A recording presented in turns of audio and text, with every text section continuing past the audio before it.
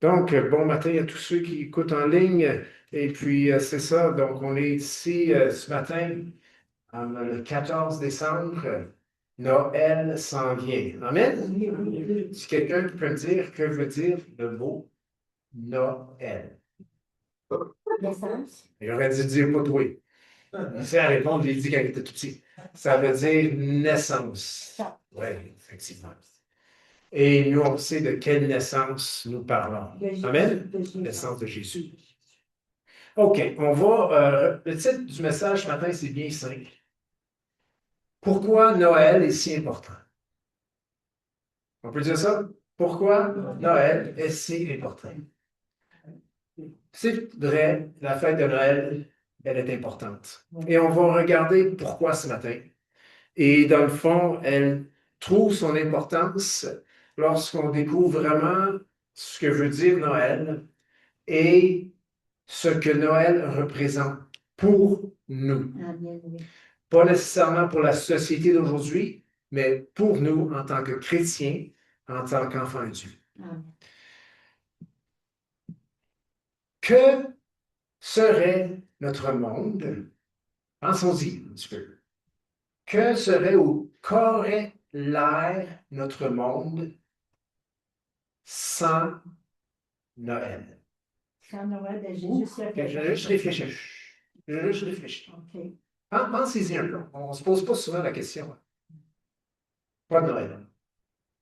Être 25 décembre, là, tu rentres au travail. Bon, je sais que souvent on rentre au travail à cette heure parce qu'ils ne savent plus quand arrêter, là, mais que ça soit une journée comme une autre. Décembre, là, fin décembre, là, le mois de décembre, c'est comme le mois de mai ou le mois d'août ou le mois de novembre. Qu'aurait l'air notre monde sans Noël? Et si on y pense bien, eh bien, moi, en tout cas, en y pensant, ça m'a amené de la reconnaissance parce que je découvre, puis quand tu fais une recherche tout simple, très rapide sur la fête de Noël, vous allez voir que c'est pas nécessairement fêté partout. Et tu ne veux pas non plus t'installer dans un pays qui ne fête pas Noël. Un des pays qui ne fête vraiment pas du tout Noël, c'est la Corée du Nord.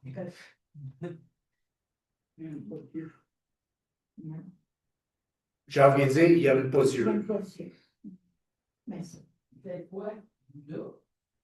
Ben, c'est très fermé, c'est une dictature, c'est antichrétien. OK? En général, les pays qui fêtent Noël, c'est des pays qui ont eu une influence de l'Évangile. Je vous le dis sur en partant. Faites vos recherches, vous pouvez regarder. Là. Et il y a d'autres endroits dans le monde qui le fêtent pour d'autres raisons, mais c'est quand même fêté en même temps. Savez-vous quoi? Jésus il a eu toute une influence dans l'histoire. Amen?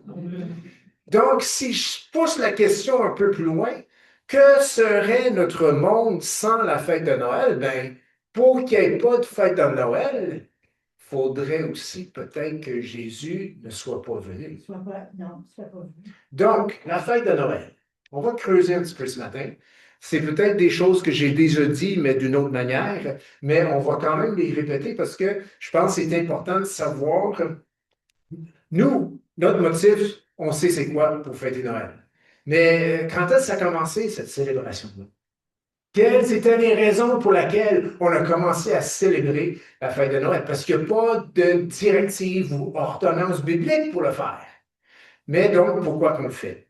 Mais avant d'aller plus loin, je veux qu'on lit le passage de Jean 1, versets 1 à 18. Et comme j'ai dit au tout début, c'est pas l'histoire de la crèche, c'est pas l'histoire de Marie-Joseph qui s'en vient sur un âne, puis Marie est enceinte à 9, proche, quoi, 40 semaines, et puis est à veille d'accoucher. Non, c'est pas ça. Mais c'est un passage qui souligne ce qui s'est passé en ce premier nuit de Noël, c'est-à-dire où ce que Jésus est né. Jean 1, versets 1 à 18. Au commencement était la parole, et la parole était avec Dieu, et la parole était Dieu. Elle était au commencement avec Dieu.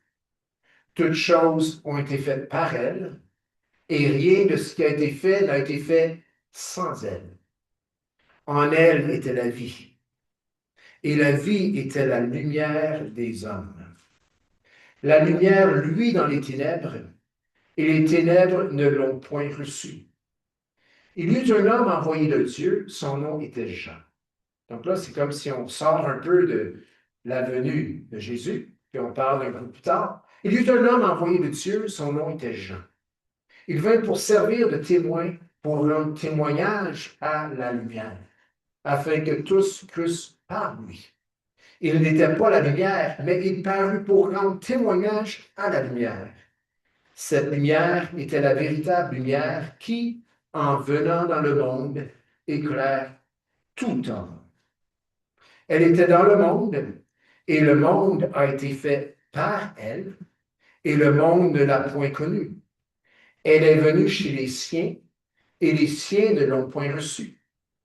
Verset 12. Mais à tous ceux qui l'ont reçue, à ceux qui croient en son nom, elle, la parole, a donné le pouvoir de devenir enfants de Dieu, lesquels sont nés, non du sang, ni de la volonté de la chair, ni de la volonté de l'homme, mais de Dieu. Et la parole a été faite chair. On peut répéter ça ensemble? Et la parole a été faite chair. Et elle a habité parmi nous, pleine de grâce et de vérité. Et nous avons contemplé sa gloire, une gloire comme la gloire du Fils unique venu du Père. Jean lui a rendu témoignage et s'est écrié, c'est celui dont j'ai dit, celui qui vient après moi m'a précédé, car il était avant moi.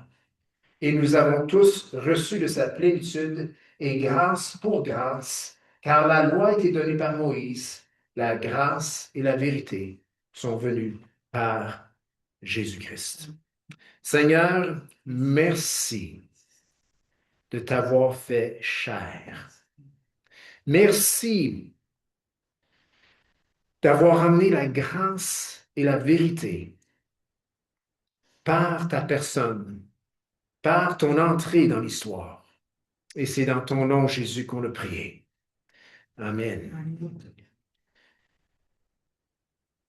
Ça, c'est Jean qui a écrit ça. Et je ne sais pas si vous vous rappelez de la croix. Jean joue un rôle là, au pied de la croix. Qu'est-ce qui s'est passé? C'est quelqu'un qui peut me dire ce qui s'est passé particulièrement pour Jean au pied de la croix? Attends. Est-ce quelqu'un d'autre? Oui. Oh, après mon frère, oui. Aussi ta mère. Ouais. D'autres choses? Ben, c'est pas mal ça. Je pense que c'est. Y avait-tu d'autres choses? Tu avais levé la main? Non? OK, non. Donc, on va aller. Monsieur ici, il y avait quoi d'autre? C'est ça? C'est ça. Je pense que c'est pas mal ça. Wow! Mais Jean, c'était pas le fils de Marie. Non. Mais Jésus a dit, puis je ne suis pas sûr que c'est dans ses mots exacts, mais mère, voici ton fils, voici ta mère.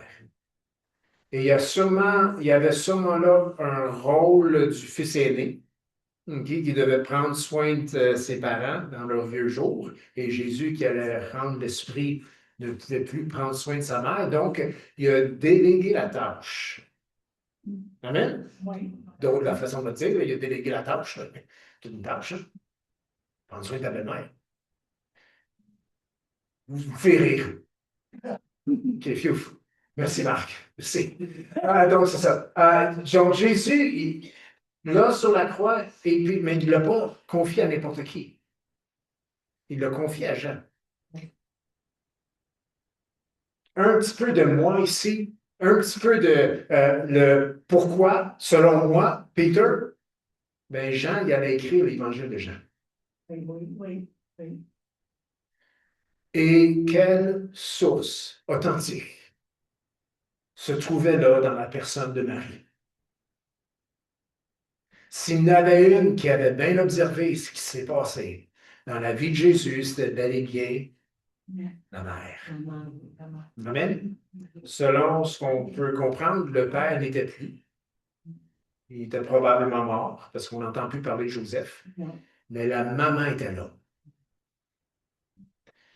Donc, ce qu'on vient de lire ce matin, je suis sûr qu'en quelque part, Marie a pu donner des paroles ou répondre à des questions de l'apôtre Jean face au commencement, au début de la vie de Jésus, pour finalement écrire l'évangile de Jean, ce qu'il a très bien fait. Et pour beaucoup vont dire que c'est très doctrinal, mais en même temps, si tu lis tout simplement et que tu laisses absorber les paroles, on peut comprendre beaucoup de choses. Une chose, si ça peut vous aider à comprendre, ici, dans le chapitre, les 18 versets qu'on a lus, quand on dit parole, OK, eh bien, on se demande c'est qui ça, parole? Bien, on trouve la réponse dans le verset 14.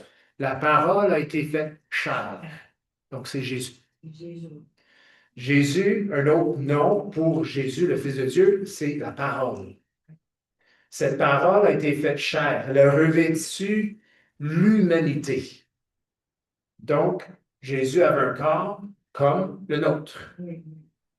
Il a marché sur cette terre. La parole a été faite chair. On va revenir dans quelques minutes. Avant d'aller plus loin, OK, on reste dans le sujet. Noël. D'où vient la fête de Noël? Pourquoi ça a été inscrit au calendrier? Bonne question à se poser. Eh bien, je ne veux pas défriser personne ce matin. Et non plus est-ce que je veux mettre un fardeau de culpabilité. Et je vous dis en partant, c'est correct de fêter Noël. Amen? Amen. Tu ne perdras pas ton salut si tu me ça fait la raison. OK? Ben, si c'est quoi le sapin, il est plus puissant que Jésus. OK?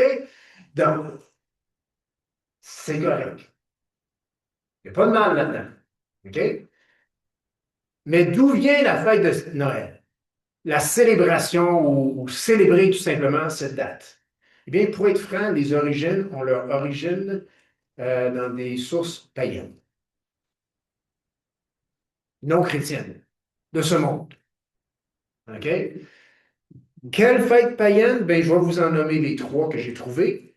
Eh bien, il y en avait une fête qui se fêtait vers la fin décembre. Et dans le fond, c'est des fêtes dans l'encadrement saturnal romain, donc c'est avec l'Empire romain. Et c'était une fête en l'honneur de Saturne. Oui, Saturne. D'où vient le mot samedi en passant.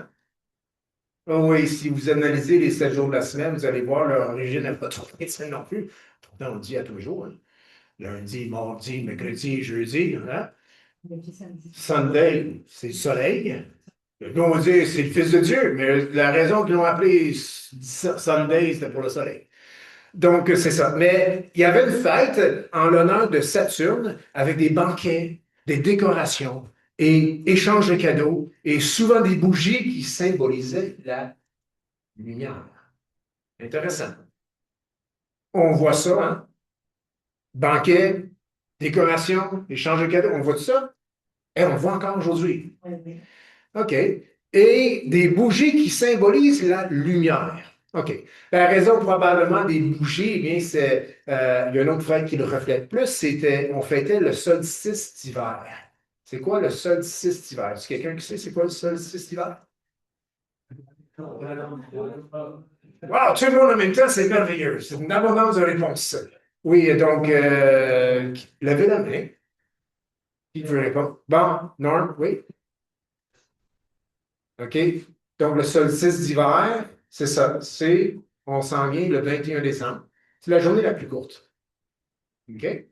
Solstice d'hiver. Puis, est-ce que vous êtes comme moi? J'aime le 22 décembre, 23. Pourquoi? C'est positif. C'est positif l'affaire. Là, c'est quand tout, ouais. 21, puis là, on commence à. Puis là, on s'aperçoit vers la fin janvier, il commence à faire plus clair. Ouais, Hein? ouais. Ben, on a passé solstice d'hiver. OK? Donc, c'est le moment le plus sombre de l'année. Et donc, on a fêté, d'origine païenne, on célébrait le jour le plus court. Pourquoi? Probablement parce que c'était le dernier.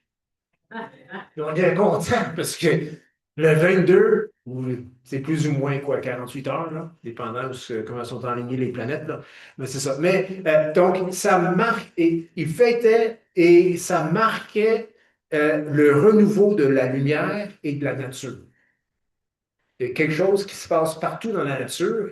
Hein? La nature suit ces cycles-là. C'est Dieu qui a instauré ça. C'est Dieu qui a mis ça en place. Et aussi, il y a un culte romain qui s'est installé aussi, qui s'appelait le Natalis Invicti. C'était un culte romain qui se célébrait le 25 décembre. Et c'est intéressant, il célébrait le soleil invaincu. Spécial. Le soleil invaincu. Parce que dans le fond, c'est le solstice hiver. 2 jours après, le soleil hein, commence à être plus fort et il a pris le dessus. Les ténèbres n'ont pas eu la victoire sur la lumière. Je ne sais pas si vous êtes comme moi, j'entends tout ça, puis je me dis, ben, quand même pas si non? Oui, oui. Ben, je ne suis pas en train de dire que c'est bon d'adorer les planètes, Ah, non, non, c'est ça. mais Non. moi aussi, je suis content quand il y a plus de lumière. Oui, c'est vrai. Moi aussi, je le constate, plus fatigué à l'automne. C'est vrai, oui. Moi aussi, je constate en interagissant avec des gens que l'automne, c'est plus difficile pour beaucoup. Ça, oui, oui. Moins de lumière, plus fragile face à la dépression, face à toutes sortes de choses. La nature, elle s'endort. Bien que je suis content de m'endormir le soir, mais je préfère la vie. Amen? Amen. Donc, je regarde ça, c'était des vraiment fichus de bonnes raisons pour mettre une fête quelque part. Mais nous suivons la logique. Hey, ça va aller mal, c'est le temps de fêter. Mais non, c'est que l'épreuve est passée. C'est le temps de célébrer. Amen? OK. Donc, il y a toutes ces fêtes païennes qui ont lieu. Maintenant, dans la culture où ce que Jésus est né, il ne fêtait probablement pas, mais peut-être, il y avait sûrement des influences externes. Les Juifs avaient leur propre célébration, leur propre fête. Mais quand même, on est sous domination romaine à l'époque de Jésus. Fait que, on ne mentionne pas dans le Nouveau Testament qu'on fêtait ces fêtes-là. Mais écoute, c'est pas compliqué, là. Les fêtes du monde ne fêtent pas les fêtes d'église, hein? Non, non, non. Non, ils fêtent les fêtes de ce monde. Fait que dans le temps de Jésus, il y avait sûrement ces fêtes-là, parce que c'est des fêtes de souche romaine et païenne, et c'était quand même la culture ou l'époque où ce que Jésus vivait. Mais eux, il y avait certains privilèges d'exercer leur foi judaïque, si vous voulez, ou avec le temple et tout. Probablement bien de la politique là-dedans aussi. Donc, on a ces fêtes qui sont fêtées et ça tombe autour du 25 décembre, solstice d'hiver. On sait, en regardant les livres historiques, que le christianisme a pris énormément d'ampleur. Et avec raison. Amen. Jésus est venu dans le monde, il est mort, ressuscité. Le message de l'Évangile s'est propagé. Ça a transformé pas juste des vies, des sociétés entières. Et ça a même renversé, peut-être pas le bon mot, en tout cas, il y avait tout un peuple extrêmement nombreux dans l'Empire romain. C'était le christianisme qui grandissait. Il y avait de plus en plus de chrétiens. Plus qu'on les persécutait, plus qu'on les martyrisait. On en tuait un, il y en avait 10 qui se pointaient. Vaincu. Hein? le mal a été vaincu par le bien. La lumière a vaincu les ténèbres. C'est un peu ça qui s'est passé. Donc, on parle de 100 ans, 200 ans, 300 ans. Donc, dans l'an 300, on est dans le 4e siècle en passant. OK? Et vers 320, 325, eh bien, il y avait tellement de chrétiens dans l'Empire romain que il prenait bien de la place. Et c'est là que, je ne suis pas un historien, mais d'autres peuvent vous en parler plus là, mais que finalement, euh, le christianisme s'est rendu même au niveau de l'État et tout, puis l'Église a été comme institutionnalisée, puis comme disent les historiens chrétiens, eh bien, l'Église est passée des catacombes aux cathédrales. C'est un petit peu ça qui s'est passé. OK? Puis, si on regarde ça en général, l'Église était plus vivante dans les catacombes. Mais ça, du point de vue spirituel. Donc, on est dans une société où est-ce que il y a des fêtes païennes, mais là, il y a une majorité chrétienne. Et ces chrétiens-là, ils ont aussi des enfants. Puis on fait face à des fêtes païennes. Puis Jésus, par son message, par sa vie, par son œuvre, a transformé même la société, et pour ces gens-là, le monde entier. Bien, pourquoi qu'on ne peut pas donc avoir des fêtes chrétiennes? Je veux dire, c'est tout à fait logique, non? Oui, oui. Je veux dire, on est en majorité où on a une très grande influence. Pourquoi on ne peut pas avoir nos propres fêtes? Donc, en quelque part, au lieu d'éliminer des fêtes, les chrétiens ont choisi de transformer les fêtes. Est-ce que le chrétien a le droit de transformer une fête? Ah oui. Oui. Est-ce que le chrétien a la puissance de transformer une fête? Ben oui. Non. S'il n'est pas capable, c'est parce que Jésus, il manque de puissance en quelque part, non? OK? Puis là, ça frappe deux pensées qu'on peut avoir. C'est que je ne dois pas, je ne dois pas, je ne dois pas. Puis l'autre pensée qui dit, non, non, non, Dieu qui est en moi, Jésus qui est en moi est plus grand que ce monde. J'ai une certaine liberté et je peux changer les choses, les rendre utiles, bons pour moi et ma famille. Amen? Donc, c'est pour ça qu'on fait Noël le 25 décembre. Probablement pas parce que Jésus est né le 25 décembre, mais c'est parce qu'on a, en quelque sorte, agrémenté la chose pour pouvoir justement souligner la venue de Jésus dans un moment sous calendrier chrétien. Oui, mon frère. Juste pour dire que c'est en transformant et en adaptant les fêtes, c'est une des meilleures façons d'évangéliser. Ouais. C'est ça qu'il faut. Pas juste évangéliser, mais aussi instruire nos enfants. Oui, oui. Dans le fond, si tu vas dans l'Ancien Testament, Dieu a institué des fêtes. Pourquoi? Vous allez enseigner à vos enfants. Oui. Chaque fois que vous faites la Pâque, vous allez leur dire pourquoi vous fêtez la Pâque. Oui. Parce que Dieu nous a libérés de l'esclavage. Rappelle ça, petit gars. Ça fait 800 ans de ça. Mais si tu t'en rappelles pas, tu vas finir comme tes ancêtres, esclaves. Mais je veux que tu saches que Dieu a libéré son peuple. Bon, il n'y a rien, il n'y a pas de commandement dans le Nouveau Testament qui dit fêter Noël, mais le principe demeure pareil. C'est souvent avec des fêtes, avec des événements qu'on va évangéliser, transmettre aussi des enseignements très, très importants pour nos enfants. Puis vous savez quoi? Vraiment, humainement parlant,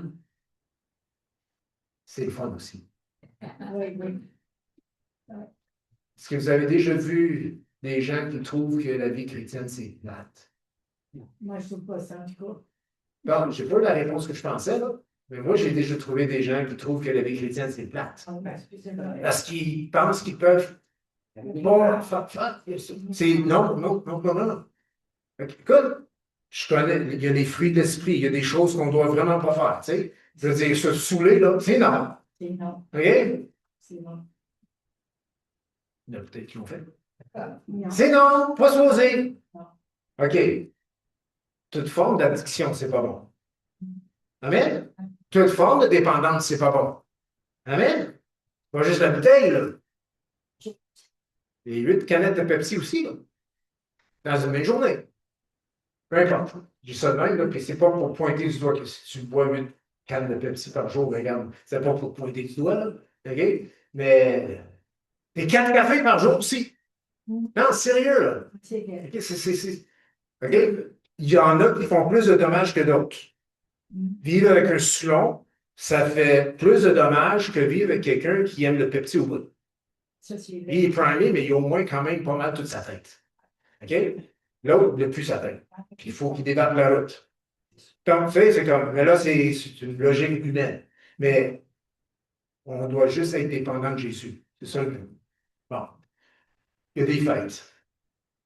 Et partage personnel, chez nous, on n'a jamais fêté l'Halloween. On a toujours fêté Noël. Aujourd'hui, si je recommencerais ma famille, est-ce que je fêterais l'Halloween? Ben, je pense que j'y réfléchirais. Autrement que le 25.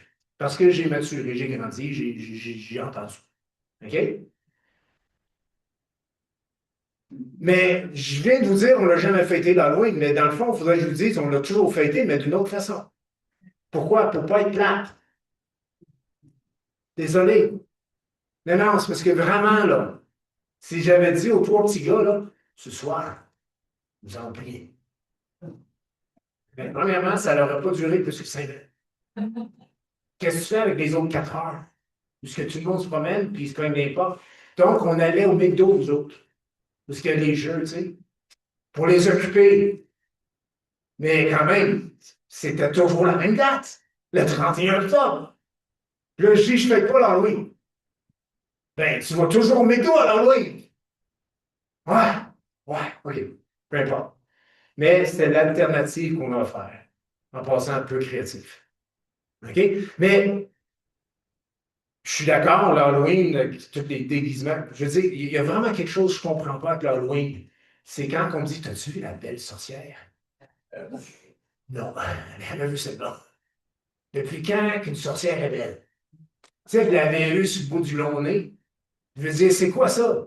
La belle sorcière, ils sont pas belles. Tu sais, c'est comme, tu sais, je veux dire, non, cette fête ne résonne pas avec moi, c'est-à-dire de se déguiser de laideur, puis de, tu sais, c'est juste pour le squelette, puis de mort, puis des, c'est pas ça, puis de démons, ça, c'est comme, wow, OK, comment fêter ça comme chrétien? Ben, regarde, on va parler de Noël. Donc, Noël, là, ils ont pris, il y avait des fêtes païennes qui étaient célébrées, dans le fond, pour souligner des choses de la nature. Mais eux, en le fêtant, ne savaient pas qui était derrière cette nature.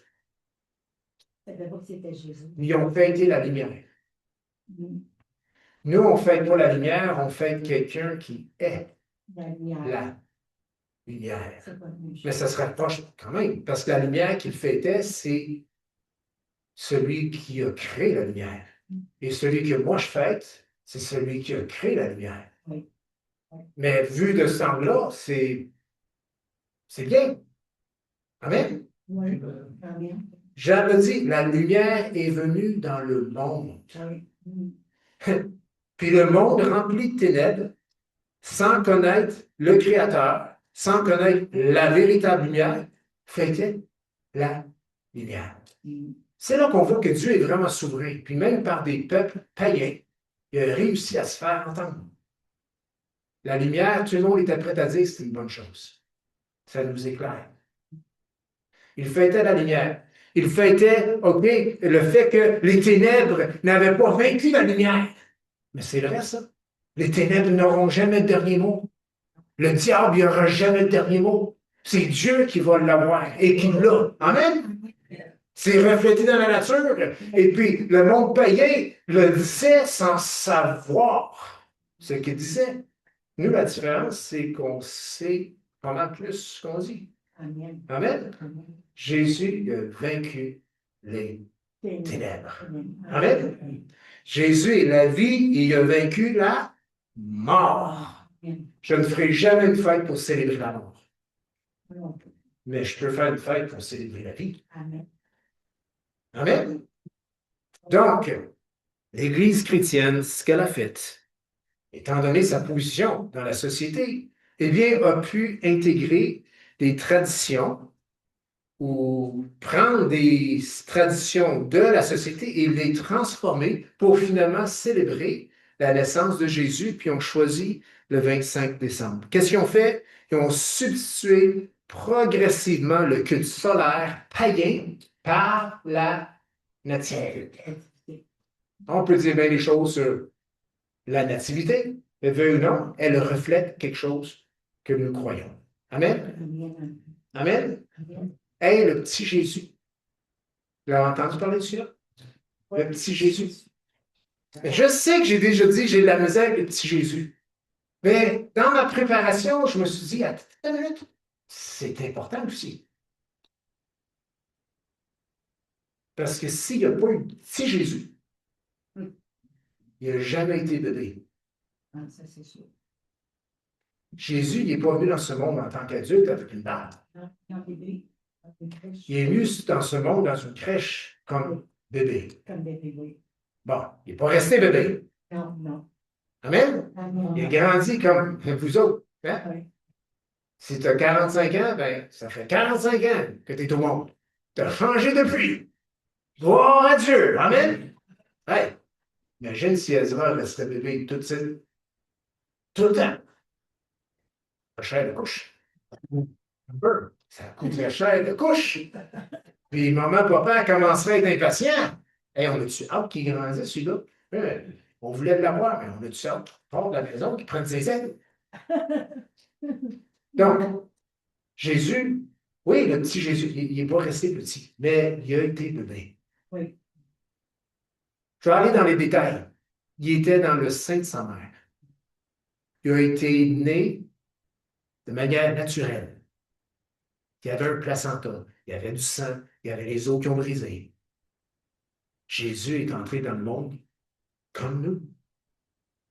Il était dans la crèche. Et on le célèbre, oui, pour des raisons peut-être sociales, mais pour des très bonnes raisons, pures et même productives, positives, on le célèbre le 25 décembre. Est-ce que l'Église avait le droit de le faire? Ben, il faudrait se poser la question suivante. L'Église a-t-elle le pouvoir de transformer? Et la question, c'est oui. Si c'est non, ben, il faudrait se poser une autre question. Jésus, est-ce qu'il a transformé ma vie? Oui, Jésus a transformé ma vie. Mais s'il peut transformer ma vie, il peut transformer une fête. Amen. S'il a transformé ma vie, il peut transformer par moi, transformer une fête. Ou par moi, peut rendre une fête utile Oui, oui. pour lui. Je veux que mes enfants, nous voulons que nos enfants suivent le Seigneur. Amen. C'est correct de fêter Noël avec nos enfants. Maintenant, la Bible ne parle pas de fêter Noël, ou oui ou non, mais elle parle au sujet des fêtes et comment interagir dans ce domaine. Parce que là, en même temps, dans le monde chrétien, c'est toujours ça, c'est qu'il y a des points de vue différents. Puis désolé, ça ne changera pas demain. Il y a des personnes qui choisissent de ne pas fêter Noël ou de ne pas fêter certaines fêtes et d'autres choisissent de le faire. D'autres qui le font d'une plus grande ampleur, d'autres d'une plus petite ampleur. Donc, qu'est-ce qu'on fait dans ce cas-là? Eh bien, on va aller dans Romains ce matin, chapitre 14, verset 5. Romains 14, 5. La Bible ne parle pas de Noël, mais parle de jour, parle de fête, parle de comment on mange. C'est tous des aspects sociaux avec lesquels certaines personnes sont à l'aise et d'autres personnes sont pas à l'aise. Mais la parole de Dieu nous dit comment s'y prendre. Romains 14, 5. Tel fait une distinction des jours. Ça veut dire quoi ça? Mais dans notre contexte, il y en a qui distinguent le 25 décembre d'une certaine façon en disant que c'est là que je fête la naissance de Jésus. Donc, si on met dans la phrase autre, tel font une distinction pour le 25 décembre, d'autres estiment le 25 décembre comme n'importe quel autre jour. Que chacun, oh, qu'est-ce qui est écrit là? Que chacun ait, quoi? En son esprit, une pleine conviction. Le problème des chrétiens, c'est pas la fête qui fête ou la fête qui fête pas. C'est qu'il n'y a pas de conviction derrière. As-tu réfléchi pourquoi tu fais? Ah, moi je fête Noël parce qu'on a trop fait ça. Ah, c'est le fun, c'est des cadeaux, puis on mange beaucoup, puis... OK, pourquoi tu fais Noël? Tu sais, ben, c'est parce que c'est des grands rassemblements, j'aime ça, c'est du social. Non, je fête Noël parce que je veux souligner, je suis opportuniste, je veux souligner l'incarnation. Je veux souligner la venue de Jésus dans ce monde pour sauver l'humanité. Amen. Amen. Et je vais, par une fête, relever, rehausser, valoriser cela. Et à l'Église et aussi en famille. Oui. Pourquoi se rassembler à Noël? Bien, Jésus, en venant dans le monde, nous a rassemblés à Dieu. Oui, oui. Amen. Amen. Nous a réconciliés avec Dieu. À Noël, c'est le temps où on se rassemble avec nos proches ou avec nos frères, nos sœurs dans le Seigneur, où on se rassemble. Pourquoi? Parce que, en quelque sorte, comme Dieu a rassemblé le monde en son Fils Jésus, et nous, on se rassemble le jour ou quelque part autour de ce jour-là, quand il est venu dans ce monde. Que chacun ait une pleine conviction dans son esprit, ou si vous préférez, que chacun ait de bonnes raisons pour fêter cette fête. Amen? Si c'est les mêmes raisons que le monde, on est dans le champ. C'est sûr. Ah, parce que j'aime le chocolat, puis j'aime le Père Noël. C'est quoi, non? Père Noël, mettez-le à sa place. OK? Comme je dis, je ne le répéterai pas, on ne parlera pas du Père Noël, mais Noël peut être fêté par un chrétien, mais la Bible dit de le faire avec une pleine conviction. OK, un autre verset. 1 Thessaloniciens 4, 9 à 11. Savez-vous quoi qui est souvent un problème chez les chrétiens? Je ne dirai pas trop fort, OK? C'est qu'ils ne se mêlent pas de leurs affaires. Ils ne se mêlent pas de leurs affaires. OK? Pour ce qui est de l'amour fraternel, en passant, la solution est faite, l'amour fraternel, au lieu de se mêler des affaires des autres, l'amour fraternel. Pour ce qui est de l'amour fraternel, vous n'avez pas besoin qu'on vous en écrive. Amen. Amen. Car vous avez vous-même appris de Dieu à vous aimer les uns les autres. Ça, c'est super bien. Amen. Verset 10. Et c'est aussi ce que vous faites envers tous les frères dans la Macédoine entière, probablement par l'offrande qui a été passée. Mais nous vous exhortons, frères, à abonder toujours plus dans cet amour. Verset 11. Et à mettre votre honneur au comment avoir de l'honneur dans notre vie chrétienne, à vivre tranquille, à vous occuper de vos propres affaires et à travailler de vos mains. Vous-même. C'est correct si vous êtes banquier, là, c'est pas comme le fermier. Il veut dire ici que, regarde, tu travailles. Amen? Amen. Et pour faire une farce, quand si tu es des assurances, là, c'est correct ça aussi.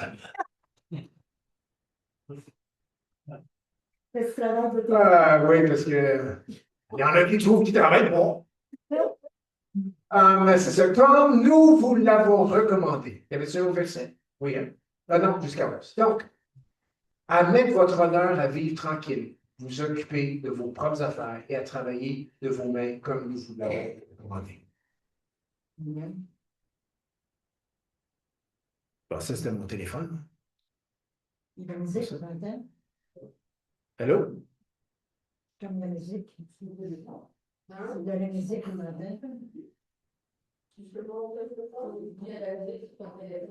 Juste le fermer, s'il vous plaît.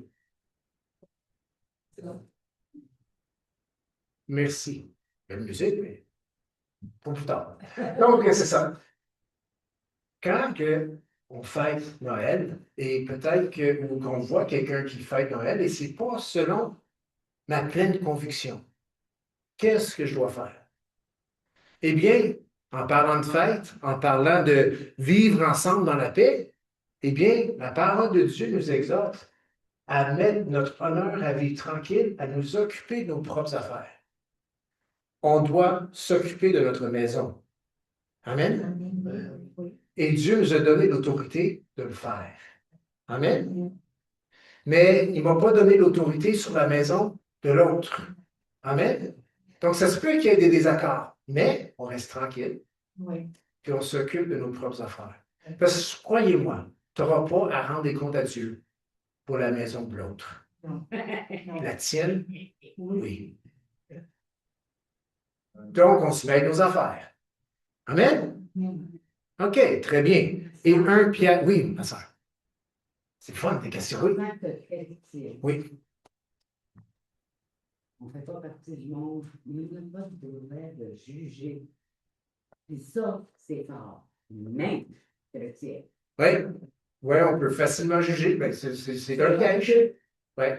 Puis c'est pour ça que, tu sais, si on prend l'ensemble l'ensemble de la Bible, OK, Jésus traite ça aussi. Parce que c'était une problématique dans la première Église. Hey, toi, tu manges trop de viande. Toi, tu manges rien que des légumes. Toi, toi, puis toi, puis toi. Puis là, ben, c'était l'Église, puis toi. Le nom de l'Église, hein? Viens à l'Église, puis toi. Ils se pointaient tout le doigt à l'autre. Puis Paul dit, non, non, on reste tranquille, on se met nos propres affaires. Je vous ai dit quoi faire quand vous êtes ensemble. D'ailleurs, on l'a vu avec la communion. Hein? Il y a une façon de le faire. OK?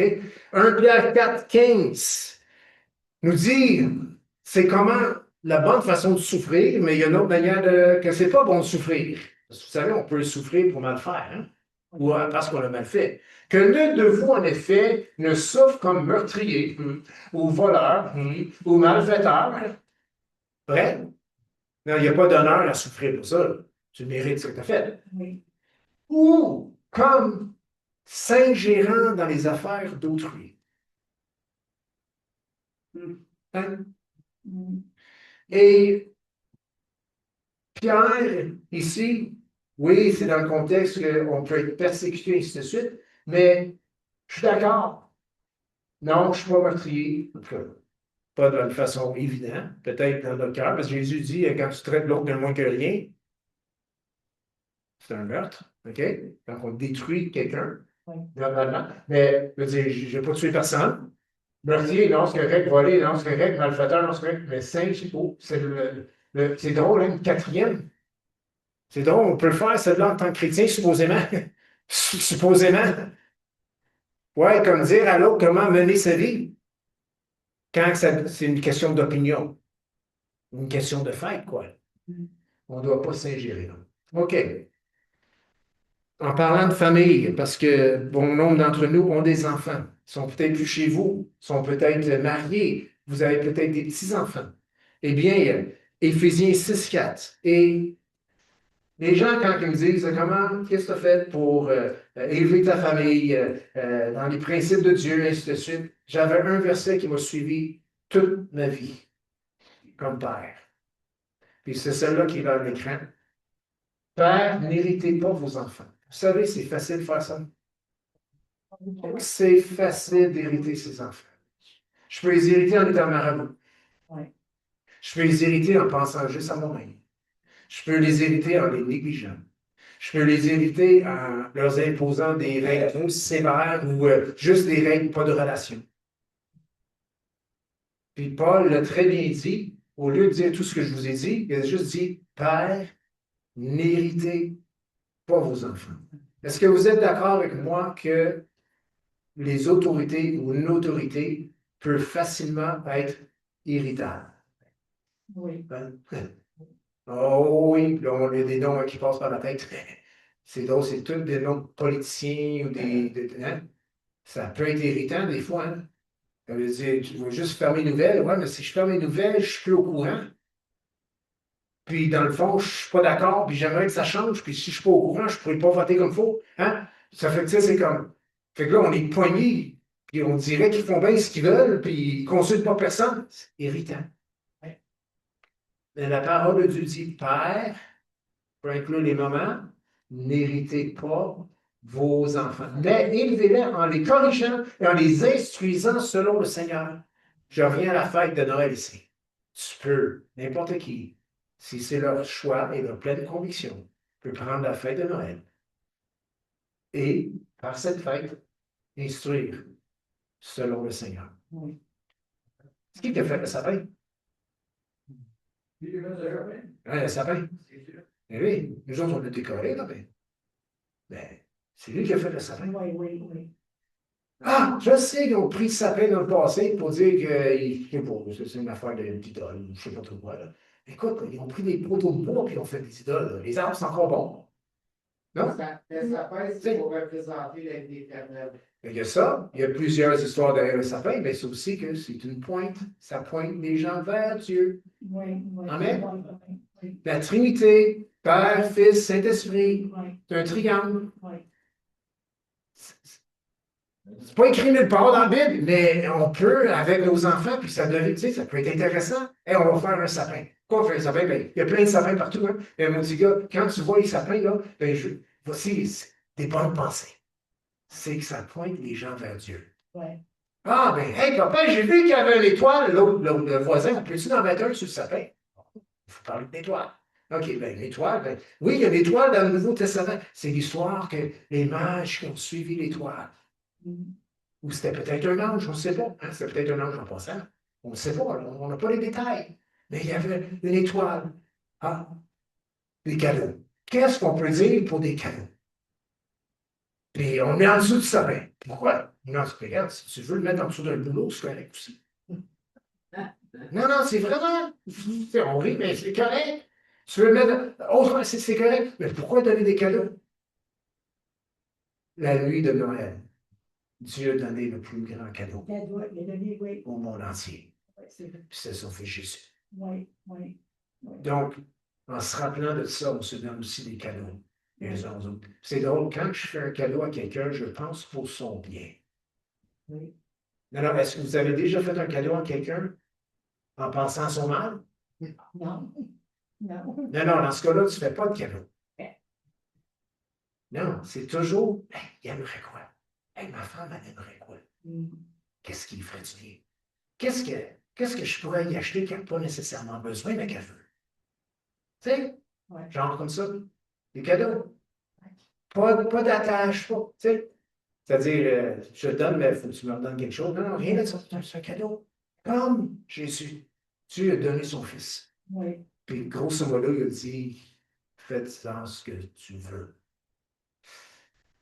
C'est un risque, mais il l'a fait pareil. Donc, oui, on peut fêter Noël. Prenons l'intelligence que nous avons sous l'influence du Saint-Esprit et on peut prendre cette fête et la rendre agréable pour toute la famille. Et même inviter quelqu'un de l'extérieur, peut-être. Ou se rassembler avec des gens. Ça n'a pas besoin d'être des liens de famille, de sang. Ça peut être d'autres personnes. Puis on se souvient. Hey, je ne sais pas pourquoi, tu sais, il parle de l'esprit de Noël. Puis ça, c'est pas le Saint-Esprit en passant. Mais quand il parle de l'esprit de Noël, c'est l'esprit, c'est le désir dans le cœur des gens de faire du bien aux gens autour.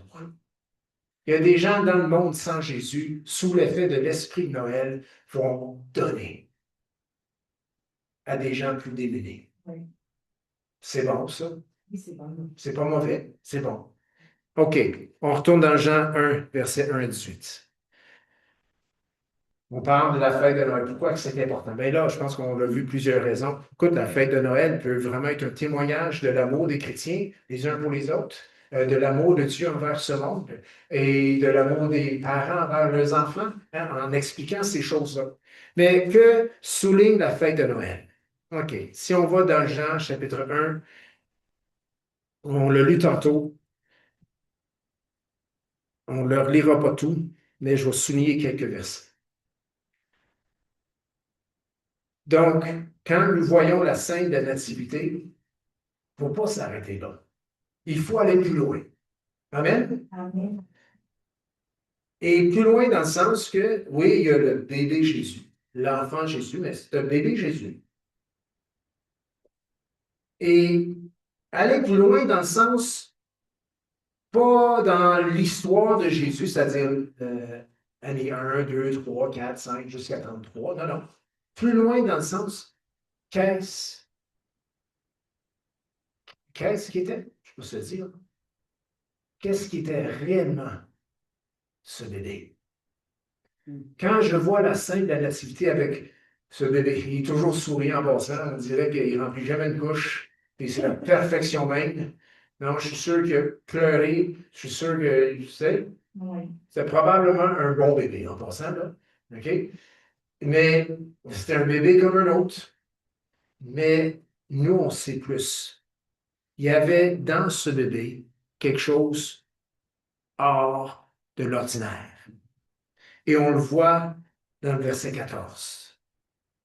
Et la parole a été faite chair. Je ne sais pas, Marie était censée le savoir. Joseph était censé le savoir. Les bergers, ils l'ont reconnu. Les mages aussi l'ont reconnu. Est-ce qu'ils ont pu le mettre dans les mots dans lesquels on le met ce matin? Je ne suis pas sûr, c'était peut-être pas écrit encore. Mais nous, quand on regarde la scène de la nativité, on peut regarder ce bébé et dire, c'est la parole qui a été faite chair. Qu'est-ce que la parole? Au verset 1, au commencement était la parole. OK, on s'arrête. La scène de la nativité, le bébé dans la mangeoire ou dans la crèche, peu importe. Ce qui est en ce bébé était là au commencement de la création. Pas n'importe quel bébé. Amen? OK, on va aller plus loin. Il est au verset 1, il était avec Dieu et, j'en précise, la parole était Dieu. Quand je regarde la scène de la nativité, c'est la parole faite chair. Ce qui est en cet enfant était là au commencement, et au commencement était la parole, et la parole qui a été faite chair, mais la parole était Dieu et est Dieu, et maintenant la parole est en ce bébé. Non, mais c'est quelque chose. C'est quelque chose. Mais tu sais, en bon québécois, le gars qui a créé l'univers, il était dans le bébé. Non, non, mais c'est quelque chose, ça. Puis c'est mirabolant, c'est l'impensable. Celui qui a fait le bébé, il est dans le bébé. Celui qui a fait l'univers entier, il est dans le bébé. Je veux dire, ça change notre idée de la petite crèche, hein? Oui, oui, le petit Jésus. Oui, le bébé. Oui, la parole fait chair, mais ce bébé-là, c'est pas n'importe quoi. C'est pas n'importe qui. C'était Dieu qui a revêtu, qui s'est vêtu, qui s'est couvert, qui s'est caché dans sa création, dans la faiblesse, dans ce qui est inférieur. Parce que la création est inférieure à son créateur. Amen? C'est pas l'inverse. OK. Verset 3. Toutes choses ont été faites par elle. Elle, c'est quoi? C'est la parole. Donc, celui qui avait créé toutes choses, il était dans le bébé. Verset 4. En elle, elle, c'est quoi? C'est la parole, était la vie. La vie était la lumière des hommes. En ce bébé était quoi? La vie. Pas juste la vie physique d'un enfant, d'un être humain. En ce bébé était la vie. L'odeur de la vie, la source de la vie était dans cet enfant. Quoi d'autre était dans cet enfant? Il y avait la lumière, verset 4. Et la vie était la lumière des hommes. Ah, la lumière, lui, dans les ténèbres. Au verset 9, cette lumière, en parlant de la parole, était la véritable lumière qui, en venant de le monde, éclaire tout homme. Qu'est-ce qui était dans ce bébé? La lumière. La vraie lumière. Verset 12, celui qui était la parole a été fait chair. La parole, c'est Jésus. Jésus a été fait chair. Tout ce qui précède, c'est-à-dire tout ce que je viens de dire, celui qui était là au commencement, celui qui est et qui est Dieu, celui qui a créé toutes choses, celui qui est la vie, celui qui est la lumière. La parole était toute dans cet enfant. Et avant de naître, tout ça était dans le sein de sa mère.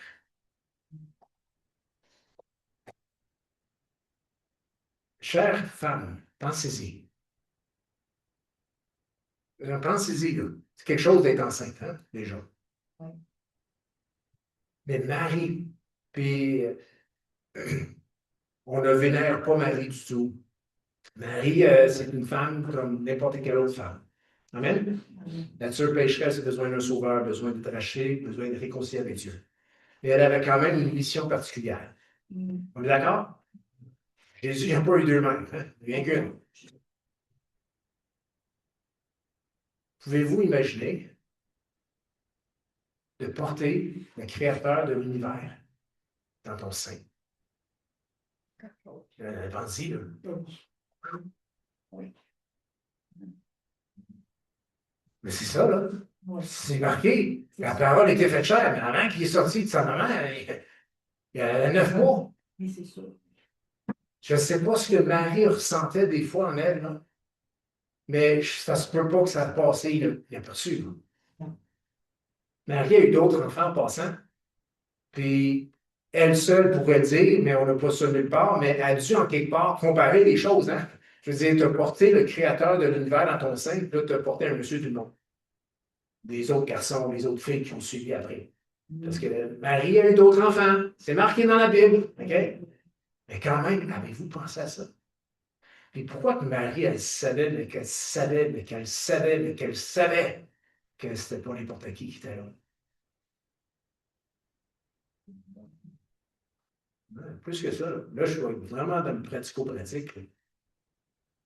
C'est parce qu'il n'y a pas eu de relation sexuelle pour faire ça. Alors, puis elle savait plus que n'importe qui. Ben oui. On aurait pu y traiter de menteur, là.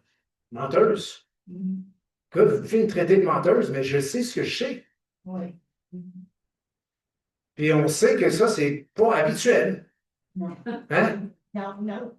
Non, non, c'est vraiment, écoute, si ta fille vient te voir et dit, papa, c'est de suite. C'est pas vrai. Non, c'est pas vrai, non, non, C'est non. pas vrai. Non, c'est vraiment pas vrai. Mais c'est ce qui est arrivé avec Marie. Son père, est-ce qu'il l'a cru? Probablement pas. Non, en principe, c'est Joseph, par l'entremise de l'ange, qui a sauvé la situation. Parce que Marie, elle aurait été lapidée. Je ne sais pas, avant ou après la mort, la naissance du petit, là, je ne sais pas c'était quoi les règles dans le temps. Tu lapides une femme qui est enceinte, mais là, tu es en train de tuer un enfant innocent. Là. Mais Joseph, qu'est-ce qu'il a fait? Suite aux ordres de l'ange, eh bien, désolé, je ne veux pas offusquer personne, mais en quelque part, il a menti. En règlement, il a dit, c'est à moi l'enfant.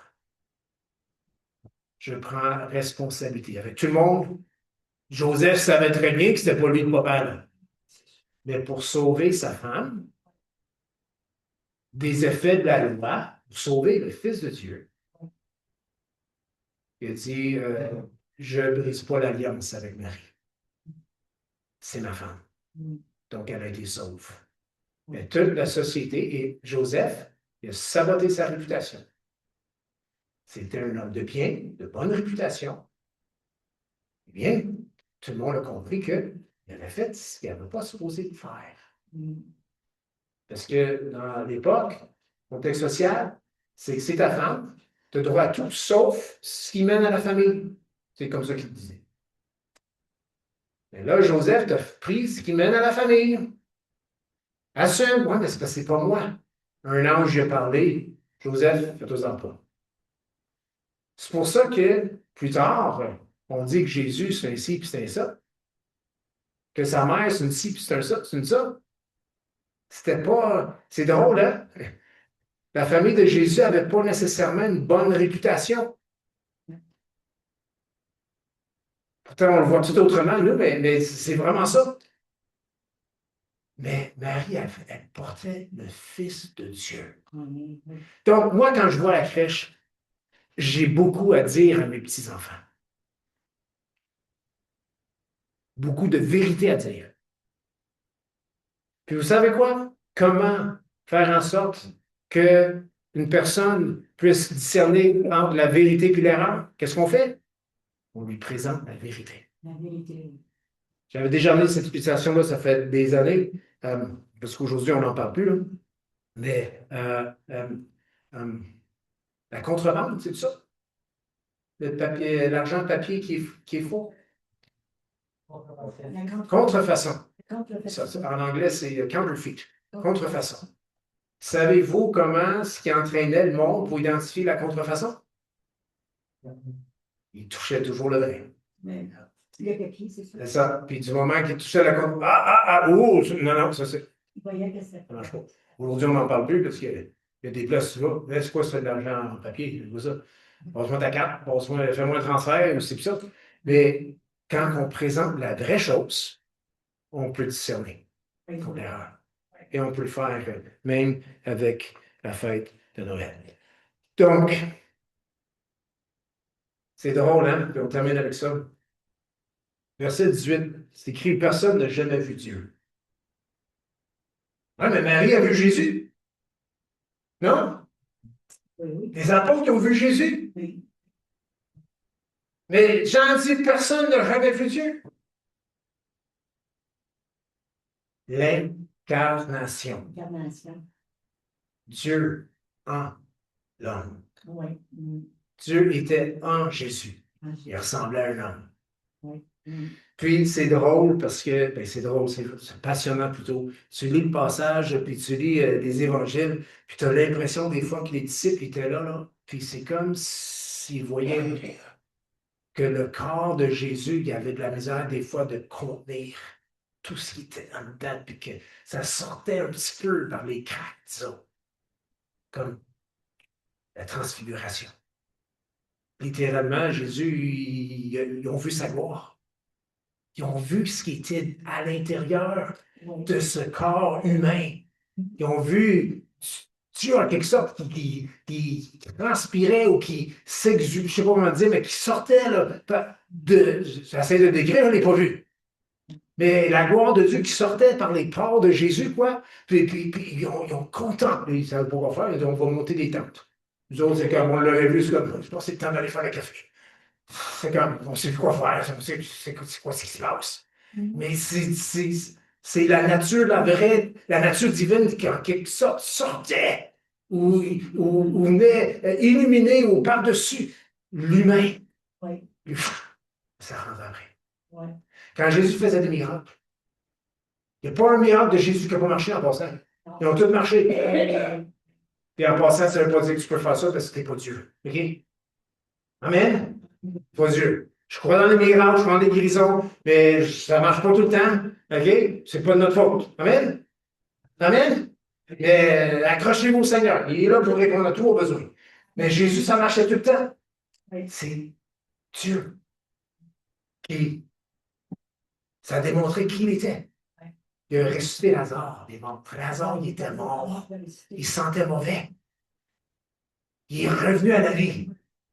Mais ça, c'était Jésus qui était Dieu, et Dieu était en lui, et ça sortait de plusieurs manières, par des miracles, par des signes, des prodiges, par la transfiguration, par toutes ces choses-là. Mais je peux juste imaginer, puis je termine avec ça, Marie qui tenait Jésus. Puis la Bible dit qu'elle repassait ces choses dans son cœur. Qu'est-ce qu'elle pouvait bien se dire dans son cœur quand elle regardait l'enfant Jésus dans ses bras? Qu'elle allaitait quoi? T'es en train d'allaiter Dieu, le Dieu de l'univers. C'est quelque chose, là. Dans ce bébé, elle savait, elle. C'était le sauveur. C'était son sauveur. C'était son sauveur. Son Seigneur. Puis elle l'a dans ses bras. Elle sait, elle, parce qu'elle a cru ce que l'ange lui a dit. Elle a vécu l'incarnation. Elle a vécu la conception de Jésus. Puis, pas d'homme là-dedans, là. Elle savait qu'elle savait, puis elle ne pouvait même pas vraiment, peut-être un peu à Joseph, mais aux autres personnes savaient, puis tout le monde l'aurait traité d'une folle. Mais elle tenait Jésus. Wow! Puis imaginez, sachant tout ça, puis tu vois ton garçon qui se fait crucifier. Wow! Ouais, c'est sûr. Mais en même temps, certainement, dans le fond de son cœur, elle savait qu'elle avait accompli sa mission. Oui. Puis elle aussi. L'histoire de Noël, l'incarnation, si vous voulez, c'est incroyable. C'est divin, c'est surnaturel, c'est impossible, mais Dieu l'a fait. Et on peut fêter ça. Amen. Même, je trouve que ça vaut la peine de le fêter. Amen. Bon, terminant ce matin, ça a-tu marché pour la vidéo? Oui, good. On ne fera pas d'appel. On en fera un la semaine prochaine. Mais là, deux, trois mots, ou un mot, deux, j'ai trouvé un chant qui chante Jean chapitre 1. Puis moi, ça m'a fasciné. Fait que c'est en vidéo, ça dure 4 minutes et quelques secondes. Puis on va l'écouter ce matin. C'est en anglais, mais il chante littéralement les paroles de Jean, chapitre 1. Puis j'aimerais peut-être, non, si tu veux juste fermer une lumière. Gabriel, il est là, je ne l'ai pas vu, il est en prière. Juste fermer une lumière pour qu'on puisse voir bien. Puis écouter ça, ça va être beau pour nos oreilles.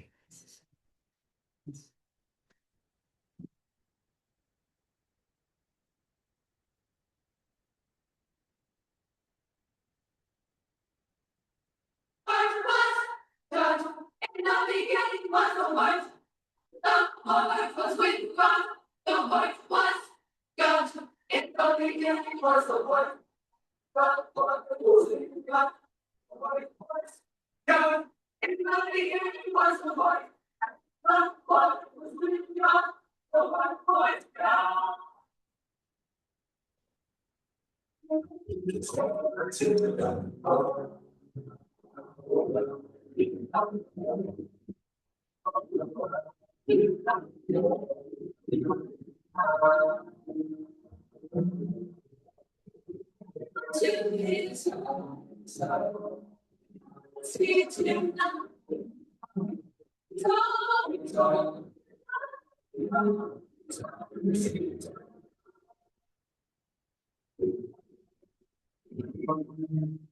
Satan, she lost their reason. Power.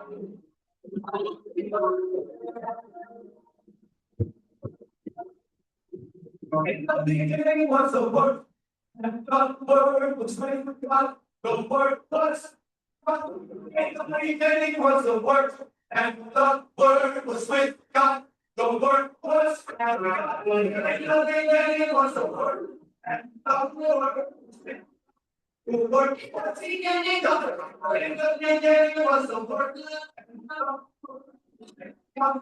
The Word in the beginning of the Word, in the beginning was the Word.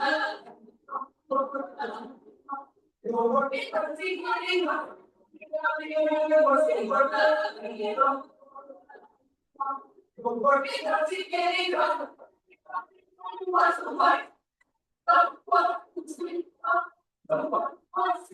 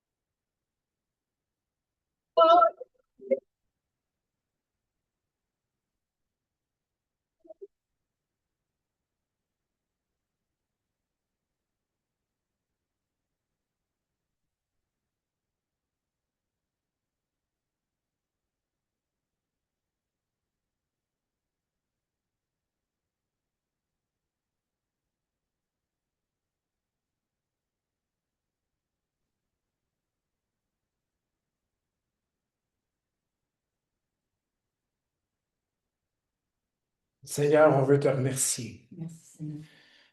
Pour moi, Seigneur, ce que je viens d'entendre, c'est pas grand-chose à comparer à ce qu'on va entendre au ciel. Et je pense pas non plus que ça se compare à ce que les bergers ont entendu. Lorsque l'ange a annoncé, la multitude d'anges s'est joint par la suite. Le Seigneur, ce qu'on a entendu ce matin est glorieux, surtout à cause des paroles qui ont été chantées. Et Seigneur, ta parole dit, on l'a entendu, ça a été chanté, et nous avons vu, nous avons contemplé sa gloire. Une gloire comme la gloire du Fils unique venu du Père. Et Seigneur, aujourd'hui, on te rend grâce parce qu'encore, nous pouvons contempler ta gloire et on le voit par des vies qui sont transformées et qui se transforment à cause de Jésus. Donc, Seigneur, en terminant cette matinée, en terminant cette année, on veut te rendre grâce pour les vies qui sont en transformation et pour les vies dans la nouvelle année qui seront touchées, transformées par toi. Seigneur, que nous puissions avoir soif de voir ta gloire, c'est-à-dire de voir des gens, des vies transformées, comme toi seul peux faire. Seigneur, merci. Et Seigneur, merci pour ta protection sur le chemin du retour. Merci pour le privilège qu'on a d'être tes enfants et d'être rassemblés dans ce lieu ce matin. Et c'est dans le beau nom de Jésus qu'on a prié. Et que tout le monde peut dire Amen. Bonne semaine, bon café. À plus.